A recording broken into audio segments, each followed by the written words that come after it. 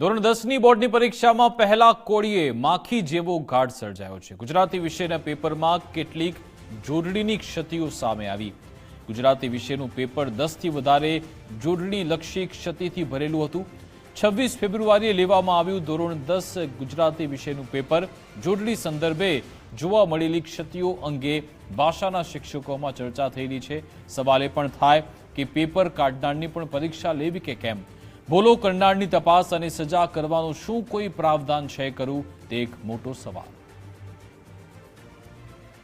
તો પેપરમાં કઈ કઈ ભૂલો કરવામાં આવી એના વિશે વાત કરીએ તો અનેક જોડણીની ભૂલો છે, જેમાં ઊભી એ ખોટું લખાયું છે, કૃષ્ણ ખોટું લખાયું છે, તુરિયાનો ખોટું લખવામાં આવ્યું, શિષ્યરૂપ, ક્રિયા વિશેષણ આ તમામ વસ્તુઓ ખોટી લખવામાં આવી। પ્રેરક બળ, નાવે, મારું, કલા ખાતર, પરિભાષા, કરેલું, સમૃદ્ધ આ તમામ બાબતો એમાં ખોટી લખવામાં આવી હતી, જેને લઈ ઘણી બધી ચર્ચાઓ શરૂ થઈ ગઈ છે કે ભાઈ આખરે આવું ખોટું લખાણ કોણે લખ્યું અને જ્યારે ભાષાનું પેપર હોય, ગુજરાતી વિષયનું પેપર હોય ત્યારે આટલી ગંભીર બેદરકારી કેમ આવી?